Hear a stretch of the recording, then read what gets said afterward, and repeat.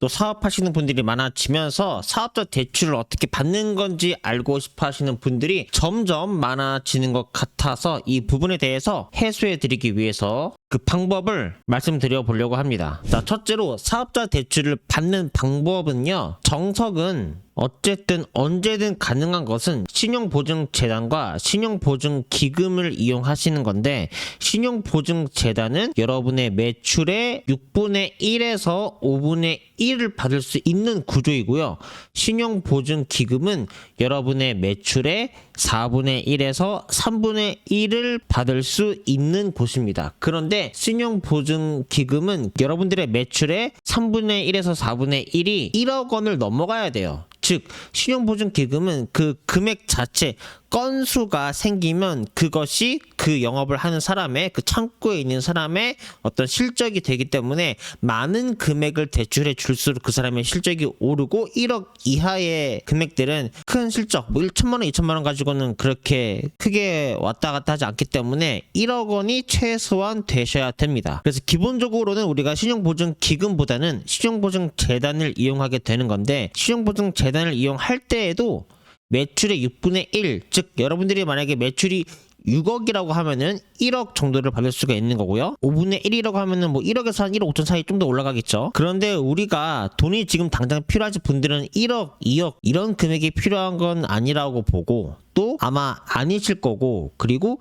6억 원에 해당되는 매출도 없으실 수도 있습니다. 그럴 때에는 바로 특례 보증이라는 것을 이용하셔야 되는 건데, 이 특례 보증은 매해 매년 1월 초에 딱 우리들 국민들의 세금이 걷어지고 그것이 뭐라 그러죠? 배정이 됩니다. 그래서 그 배정된 금액을 전국의 모든 재단들은 그것을 소진을 해야 돼요. 그래서 매해의 1월달부터 초에 가장 활발하고요. 그러면 지금 벌써 5월달 지났으니까 이제 안 되는 거 아니에요? 라고 할 수도 있는데, 만약 그 지정된 그 금액이 예산이라고 그러죠? 예산이 남아있으면 가능한데 예산이 이제 넘어갔다, 그러면 안 될 수도 있는데, 하지만 이 특례 보증은 특이하게 무슨 사건이 터질 때마다 계속적으로 막 생겨나요. 예를 들어서 우리 최근에 국제 유가가 확 뛰어올랐잖아요. 그러면은 그걸 빌미로 또 새로운 어떤 명칭을 만들어내가지고 특례 보증을 만들어낸다든지 그렇게 해서 또 나오기도 하고요. 또는 각 분기마다 여러분들이 속한 그 지역의 신용보증재단을 클릭해서 사이트에 들어가시면은 특례 보증이라는 광고창이나 어떤 안내창, 공지가 항상 써 있을 겁니다.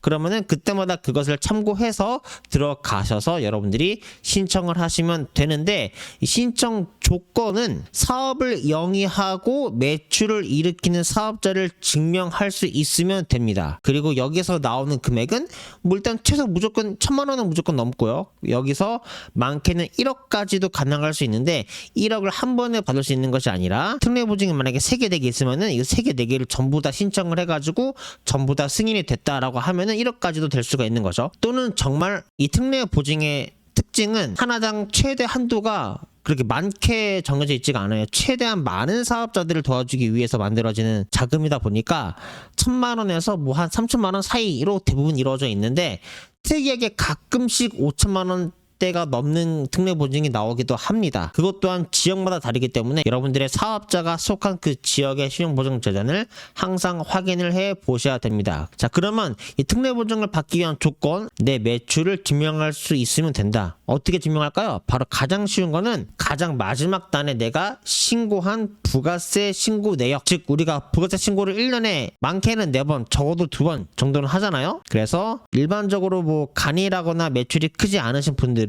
이제 해마다 2번씩 하죠. 1월달이랑 7월달. 그러면 이제 그 내가 만약에 지금 5월, 6월달인데 사업을 시작한 지 얼마 안 됐는데 대출이 필요하다. 그러면은 내가 어떻게든 매출을 만들어내서 이제 7월달에 부가세 신고를 하고 그걸 가지고 신용보증재단에 방문하셔가지고 받으시면 됩니다. 그래서 매출만 있으면 무조건 될 수도 있고요. 충분한 매출이 필요할 수도 있어요. 그러니까 이거는 어쨌든 해보기 전까지는 몰라요. 옛날에는 코로나 시절에는 정말 매출이 막 빵원이더라도 사업자만 있으면 가능했던 시절도 있었었고, 그리고 또 바로 포기하지 않고 내가 어떤 부가세 신고 자료가 없다고 하더라도 매출 증명 자료 있잖아요. 어떤 내가 뭐 쿠팡에서 나한테 정산을 해준 어떤 그런 정산 자료라든지 뭐 스마트 스토어의 정산 자료라든지 아니면은 내가 만든 공식 홈페이지의 피지사에서 나한테 정산해준 어떤 카드 결제 내역이라든지 그런 부분들을 또 증명을 하면은 가능할 수도 있습니다. 자, 그래서 더 이상 저한테 여기서 정보를 드는 거는 무용지물입니다. 그냥 당장 어쨌든 되든 안 되든 무조건 신용보증재단에 일단 가세요. 가서 상담을 받고 자료가 필요하다라고 하면은 자료를 준비해서 한번 제출해 보세요. 그러면 돈이 나올 수 있는데, 자, 여기서 주의점. 이것이 오히려 여러분들을 거꾸로 거지꼴로 만들어 버릴 수도 있습니다. 어떤 사람들에게 그러냐면, 여러분들이 이렇게 해서 대출을 받은 이 자금을 여러분들이 어떤 개인 생활력이나 소비를 위해서 쓰려고 하시는 분들 있죠? 그러면 여러분들은 더더욱 더 빚의 구렁텅이로 빠지게 되실 거고, 절대 여러분들의 현실이 바뀌지 않을 겁니다. 돈은 그렇게 쉽게 흘러가지가 않아요.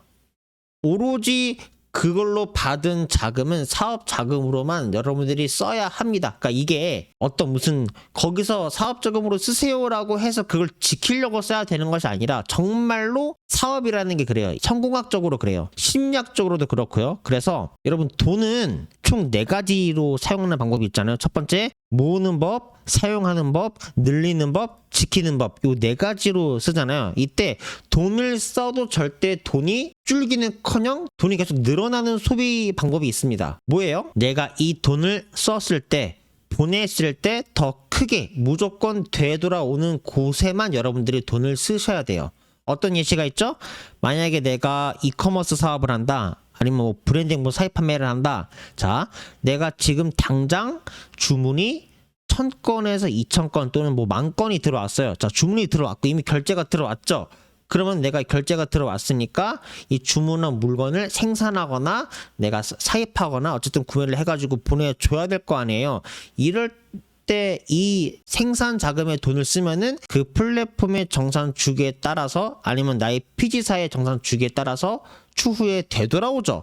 이렇게만 쓰면 돈이 무조건 늘어납니다. 자, 꼭 이런 경우가 아니더라도 여러분들의 사업마다 이런 부분이 있을 거예요. 뭐라 그러죠? TOC, 제약 이론이라고 하는데 바로 여러분들의 사업의 변목 지점이 있죠? 예를 들어 공장이라고 하면은 공장에서 여기에 가운데 기계가 있고 사람이 앞뒤에서 작업을 해요.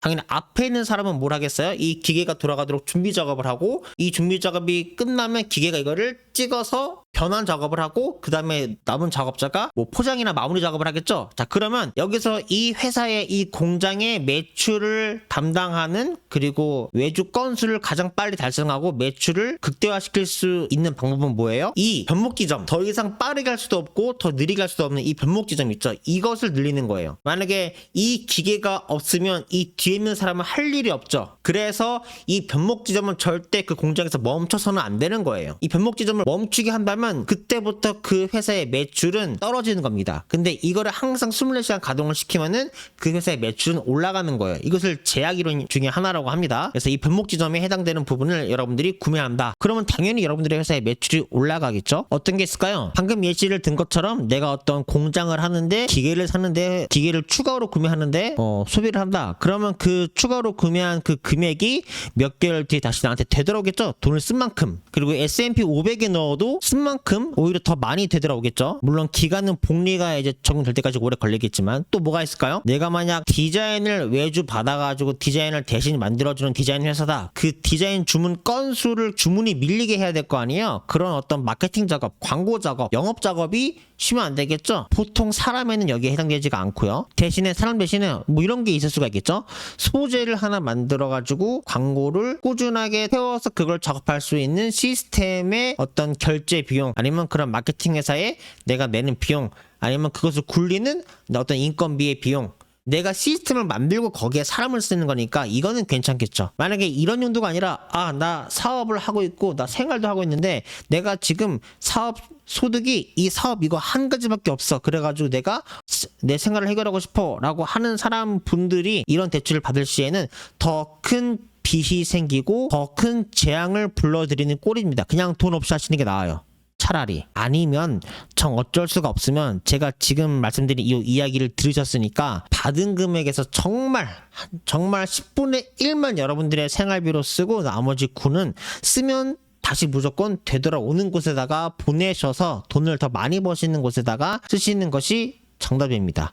이 점 꼭 유의하셔서 여러분들의 어떤 사업생활 이뤄 나가셨으면 좋겠습니다. 네, 감사합니다.